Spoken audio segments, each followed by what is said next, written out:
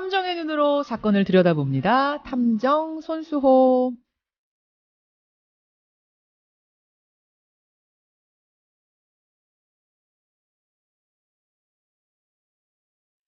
우리 사회에 관심을 모으고 있는 사건을 보다 자세히 들여다보는 시간이죠. 탐정 손수호. 오늘도 손수호 변호사 나오셨습니다. 어서 오십시오. 네, 안녕하세요. 오늘은 어떤 사건 가지고 오셨어요? 네, 얼마 전에 결심 공판이 있었고요. 지금 선고만을 앞둔 신혼여행 니코틴 살인 사건입니다. 니코틴 살인 사건은 제 기억에 우리가 탐정에서 다룬 적이 한번 있는데. 그때는 아내가 이제 내연남과 공모해서 함께 남편을 살해한 사건이었잖아요. 예. 네, 2년 전쯤에 탐정권에서 다뤘는데 간접 증거가 다양하고 논리적으로 모순되지 않으면 유죄 선고도 가능하다. 그런 내용이었죠. 실제 재판에서도 살인죄 유죄 판결이 나왔습니다. 이번에는 반대인데요. 남편이 아내를 그것도 신혼여행지에서 니코틴으로 죽게 만든 사건. 죽게 만들었다? 죽게 만든 사건이다. 그러니까 살인 사건이 아니라 죽게 만든 사건이라고 표현하셨어요? 검찰과 1심 재판부는 살인이라고 봤는데 아직 판결이 확정되지 않았기 때문에 일단 살인이라는 표현은 좀 자제를 했고요.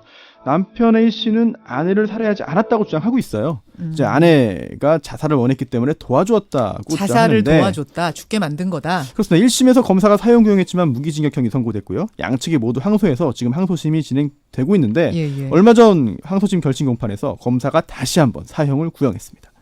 그 재판이 진행 중인 건데 이 사건을 가져오신 이유가 있다면서요? 네. 반전이 있었죠. 반전이요? 네. 항소심 재판이 다 끝나갈 때 남편 A가 갑자기 아내의 유서라면서 메모 하나를 법원에 제출합니다. 유서? 네. 이게 구체적으로 어떤 내용인지는 법원도 검사도 남편 측도 공개하지 않고 있어요. 다만 아내가 스스로 목숨을 끊고 싶어 했다는 남편의 그동안 주장을 뒷받침하는 내용일 것으로 추정되는데요.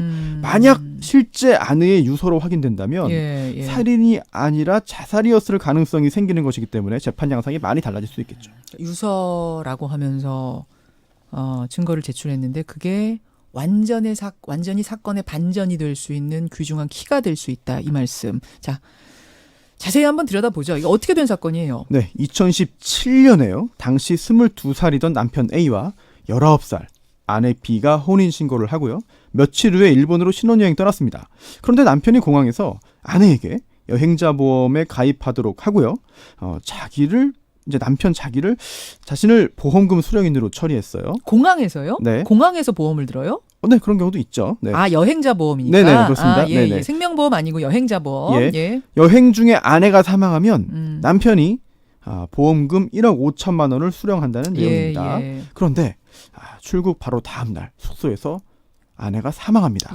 남편은 신고를 받고 출동한 현지 일본 경찰에게 아내가 우울증 때문에 자살했다고 말하고요. 현지에서 시신 화장 절차를 다 완료합니다. 이게 신혼여행을 갔다가 이렇게 된 거기 때문에 그 당시에도 뉴스가 컸어요. 그렇죠. 신혼여행지에서 그것도 19살밖에 안 된 신부가 목숨을 끊었다 해가지고 떠들썩했던 그 사건 저도 지금 생생히 기억이 나는데 이게 결국은 보험금을 노린 범행으로 의심이 되고 그걸로 기소가 되고 그렇게 된 거죠. 네, 그렇습니다. 아내가 19살. 네. 일단 혼인신고는 되는 거였습니까? 지금 현행법상 혼인은 18세 이상이면 가능하고요.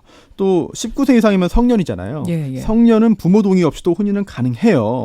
하지만 이 부분에서도 이상한 점이 있습니다. 어떤 부분이요? 이 남편 A의 부모가 곰탕집을 운영했고요. 당시 미성년자이던 이 아내 B가 그 식당에서 아르바이트하다가 남편하고 처음 만난 거거든요. 그러니까 내가 알바하고 있는 식당 주인의 아들하고. 그렇죠. 그런데 당시 이 남편 A는 교제 초반에 이 아내 부모에게 찾아가서 결혼 허락을 구합니다. 그런데 당연히 미성년자니까 안 된다고 반대를 했죠. 그러자 이제 여자친구가 임신했다는 거짓말까지 할 정도였는데요. 결국 아내가 만 19세가 될 때까지 기다렸다가 그 이틀 후에 바로 혼인신고하고요. 또 그로부터 열흘 만에 신혼여행 떠났고 바로 그 다음날 아내가 사망했습니다. 만 19살. 식당에서 아르바이트생과 식당 주인 아들로 만나서 만 19이 될 때까지 기다렸다가 이틀 후에 바로 혼인신고하고 여기까지는 굉장히 로맨틱한데 신혼여행 간 다음날 사망을 한 거잖아요. 그렇습니다. 그래서 남편은 아내가 사망했으니 그 여행자 보험 든 거 달라고 청구를 한 거예요? 네, 보험사에 전화해서요. 보험금 청구했어요. 하지만 보험사는 약관상 자살한 경우에는 보험금 지급이 안 된다 하면서 거절을 했는데요. 이때 이 남편과 통화한 직원이 경찰에 연락을 합니다. 뭔가 수상한 점이 있었기 때문인데요. 일단 아내 잃고 열흘 만에 보험금 청구한 것도 이상했지만 목소리에 슬픔이 전혀 느껴지지 않았다. 그리고 보험금을 못 준다고 하자 노골적으로 실망하는 기색을 보였다라고 이 보험사 직원은 이야기를 했고요. 예. 이 소식을 전해 들은 경찰은 남편을 의심하면서 수사에 착수했습니다. 아니 물론 목소리에 슬픔이 느껴지지 않았다는 건 좀 이상하고 뭐 그렇지만 그것만 가지고선 이거를 타살이라고 의심하기는 좀 그런 보험금을 노린 타살이라고 의심하기는 좀 그런 게 뭐냐면 자살하면은 보험금 못 한다는 건 상식 아닙니까? 근데 이 남편도 그 상식적으로 그걸 알 텐데 굳이 살해를 해놓고 자살이라고 위장해서 보험금 타내려고 할 이렇게까지 갈 이유는 없는 거 아니에요? 남편도 재판 과정에서 그렇게 주장했어요. 네. 하지만 그런 사실을 알았다면 왜 보험금을 굳이 청구하려고 전화까지 했을까? 이런 의문이 생기고요. 또 재판 과정에서 나온 얘기를 좀 종합해 보면요, 예. 이 남편 A는 인터넷 검색을 통해서 자살의 경우에 보험금을 받을 수 없긴 하지만 예. 사망자가 만취 상태에서 자살했다면 보험금 받을 수 있다. 이렇게 잘못 알았던 것으로 확인됐습니다. 아 인터넷 검색을 네. 한 걸 찾아냈어요. 그렇습니다. 만취 자살은 보험금 받을 수 있다라고 그러니까 물론 이건 잘못된 건데. 네네, 그렇게 잘못 알고 있던 거죠. 찾아낸 게 있어요. 네, 그래서 아내가 자살 전에 술을 마셨다고 법원에서 주장하기도 했어요. 하지만 나중에 다시 얘기하겠지만 아내 시신에서는 알코올이 나오지도 않았습니다. 그래요. 그리고 이런 내용뿐만 아니라 예. 의심하게 만드는 정황은 더 있어요. 어떤 게 있습니까? 경찰이 남편 주거지 압수수색했거든요. 그래서 예. 일기를 발견합니다. 예. 일기에 이런 내용들이 있습니다. 살인 관련된 내용인데요. 절벽에 데려가 흉기로 찌른 뒤 떨어뜨린다. 일기에? 네, 이 살해 수법 구상이라고 볼 수 있겠죠. 또 햄스터에 니코틴 실험을 해봤다. 이건 사전 준비 또는 실험 내용이라고 볼 수 있죠. 심지어 동반자를 자살로 꾸며서 억대 보험금을 받아 마흔 전에 10억대 재산을 축적한다는 구체적인 계획도 있었습니다. 사실 이때까지만 해도 아내 시신이 일본에서 이미 다 화장된 것이기 때문에 정확한 사망 원인조차 알 수 없었던 때거든요. 맞아요. 네, 그런데 경찰은 니코틴 살인을 의심하기 시작한 거죠.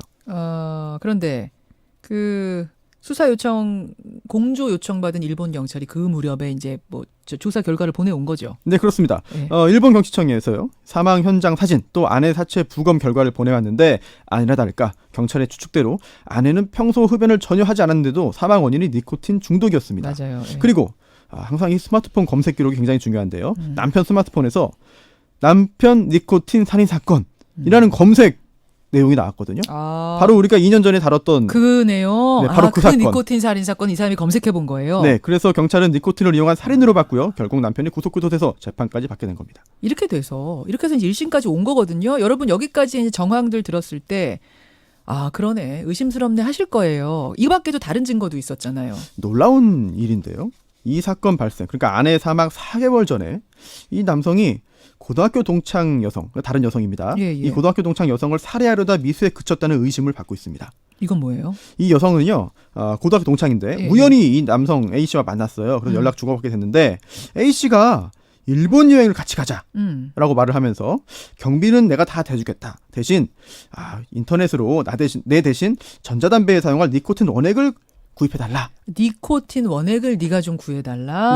네, 이런 제안을 하자 이 여성이 그 부탁 받고 니코틴 원액을 실제로 구해주고요. 같이 여행 갔어요. 왜냐고 묻지도 않고 일단 여행 전자담배라고 갔습니다. 하니까. 네. 그런데 이 여행지 숙소에서 이 남편이 A 씨가 숙취해서 음료를 줘서 마셨는데 맛이 이상하고 목이 타들어가는 느낌이 들었다. 그래서 먹지 않고 버렸다는 거거든요. 그때는 별 생각 없이 넘어갔지만 나중에 니코틴 원액 구입 관련해서 경찰 조사를 받았어요. 이 여자도. 이때 생각해 보니까 나도 그때 살해당할 뻔한 거 아닌가. 이런 생각을 하게 된 거죠. 그러네요. 그러니까 그 여성이 그냥 음료수 맛 이상했다 해서 뭐 살해당할 네. 뻔했다까지 생각한 건 아니고 그거 말고도 더 있어요. 의심할 그렇습니다. 만했던 게. 이게 참 놀라운 일인데요. 놀라운 일이 계속됩니다. 예. 이 동창 여성과 출국할 때 일본 가기 전에. 네. 예. 이 여성 동창 앞으로 여행자 보험을 가입했어요. 똑같습니다. 네. 그리고 역시 보험금 수령인은 이 남성이었죠. 아내 경우와 똑같은 거예요. 네. 그리고 이 남편 A 씨는요. 예. 아내 사망 후에도 부모님이 운영하는 식당에 새로 들어온 아르바이트 직원들에게 숨진 아내와 닮았다. 라고 말하면서 지속적으로 접근하기도 했고 또 온라인 커뮤니티에 내 능력 밖의 일을 벌인 것 같다는 생각이 든다는 글을 올리기도 했습니다. 그러니까 이게 뭐 여기까지 들어서는 그냥 뭐 이거는 심정적으로는 확실해 보이는데 직접 증거는 하나도 안 나왔어요? 그렇습니다. 처음 일본 경찰의 자살이라고 얘기했고 또 일본 경찰이 보기에도 시신에 뭐 몸싸움 흔적이나 상처가 없었고요. 남편 진술도 일관됐기 때문에 그렇게 믿었어요. 그 후에 장례와 화장까지 마친 후 귀국했기 때문에 결국은 초기 수사가 좀 쉽지 않았고요. 남아있는 게 없었구나. 네. 하지만 직접 증거가 없더라도 이 간접 증거들이 풍부하고 논리적으로 모순되지 않고 일관된 경우에는 유죄 판결 가능하고요. 1심 판결에도 유죄 판결이 나왔거든요. 정황 증거가 워낙 풍부하니까 1심에서 유죄가 나온 건데. 네. 그리고 초동 수사를 잘했다 하더라도 직접 증거를 확인하지 못하는 경우도 상당히 많이 있습니다. 지금 이제 요 상황들 우리가 느낄 때는 뭐 확실해 보이는데 심정적으로 말입니다. A 씨는 뭐라고 그동안 계속 변호했습니까? 스스로를. 네.